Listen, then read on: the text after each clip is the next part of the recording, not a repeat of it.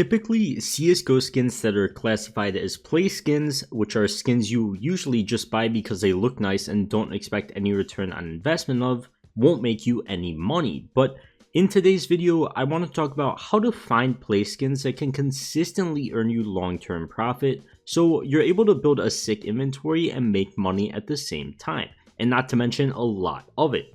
So as always, if you do enjoy, don't forget to leave a like and subscribe to the channel if you're new, and check out my sponsor, Skinport.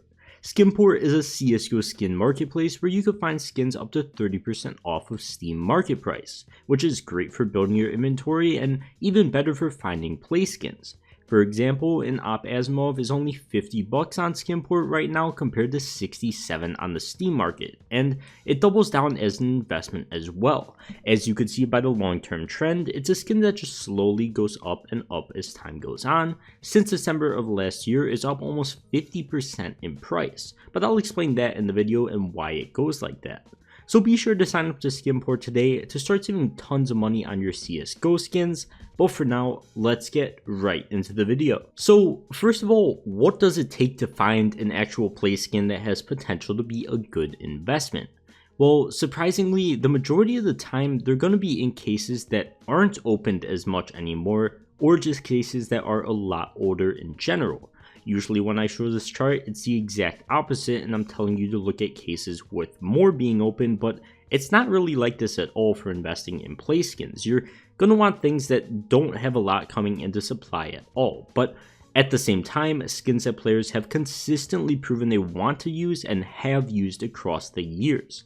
For example, in the Phoenix case, the Op Asimov is a really good play skin and investment because it's a classic skin that people want. People like it, the Op is a gun that every single player in the game uses, and stuff like that. But if you look at the other red in the same case, the AUG Chameleon, the trend of this thing is a lot less promising, and it's kind of just hovering around the same range and has been for literally years. Sure, it might have increased in price from when you bought it a few months ago or a few years ago, but it's a lot less promising and a lot less profit because there's simply not as many people that want an AUG Chameleon compared to an Op Asimov, and they just won't pay as much money for it, even though it's the same rarity, and I mean, you have the same chance of getting one from the case. Simply, not as many people want it. Doesn't matter how much supply there is. People just don't want the thing. But another reason for this, besides just less of the cases being unboxed, is that a lot of the older rare skins, the Op Redline is a really good example of this because it's in the Winter Offensive crate, which I mean, probably half of the people watching this video don't even know that crate existed, but it's one of the cases with the lowest amount opened per month. Since it's from such an old case, from 2013 in fact, there is a lot of supply of all of the skins in it, especially Op Redlines and higher tier skins, in accounts that just don't play the game anymore. If you check CSGO Float and just hover over the names of players that own Op Redlines, you could see the vast majority of them haven't changed inventories in years, or hundreds of days in a lot of the other ones. There's only like 2 that I scrolled through in like 10 or 15 of them that were sub 100 days they changed inventory. So if people own these, they keep them for a long time, or they just, I mean, end up in a wasteland of a player's inventory that doesn't play the game anymore.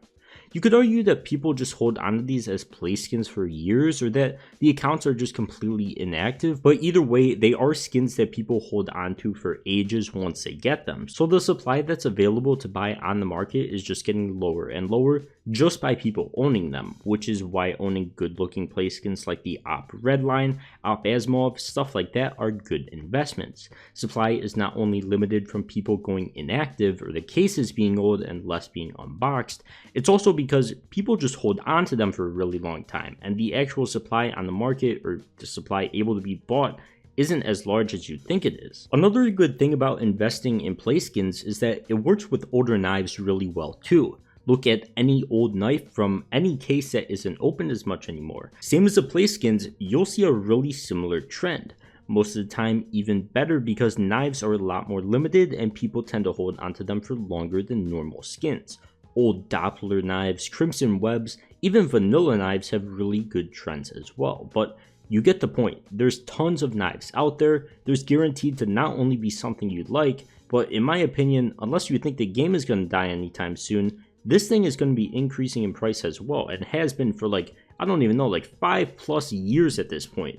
there's hundreds of thousands of people playing the game and hundreds of thousands of people that want knife skins as well. And once those players get the budget for them, if they keep playing the game, those players will buy them. And then more people stop playing the game, keep those inactive knives in their inventories, cases get older, less than knives unboxed, and the longer they sit in these players' inventories with less in the actual supply that you're able to buy. So price keeps rising, plus there's more players coming to the game and more people that want to buy skins.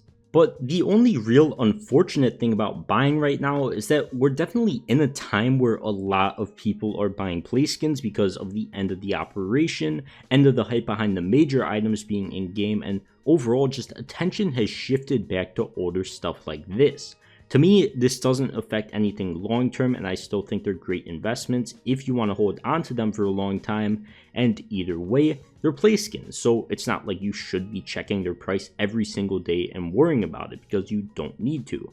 As I always like to say, if nothing fundamentally changes with the skin, like the gun didn't get nerfed or anything, you're going to be completely fine. Just pay attention to how the trend has looked in the past with these older skins, and I believe they'll be great investments in the future. But if you're a bit hesitant on that, ask yourself, what would make this thing's price decrease in the future? Is it on an insane uptrend right now? Does it need to have a correction? Is there going to be more players playing this game in 2023? Is the game going to keep getting updated? Is there an operation coming that's going to cause a dip? Even though these are questions you usually have to ask with investing, this is not really something you have to worry about for long-term investing, and especially for play skins. They will go through dips sometimes when new operations and stuff like that comes out, but they'll always recover long-term because people need their skins, and people will always buy play skins that look good, that they want, as long as there's players playing the game. But just as some more tidbits of information to help you guys out when it comes to finding skins, if it isn't a gun that people buy a lot in game, they most likely aren't going to be a good play skin investment.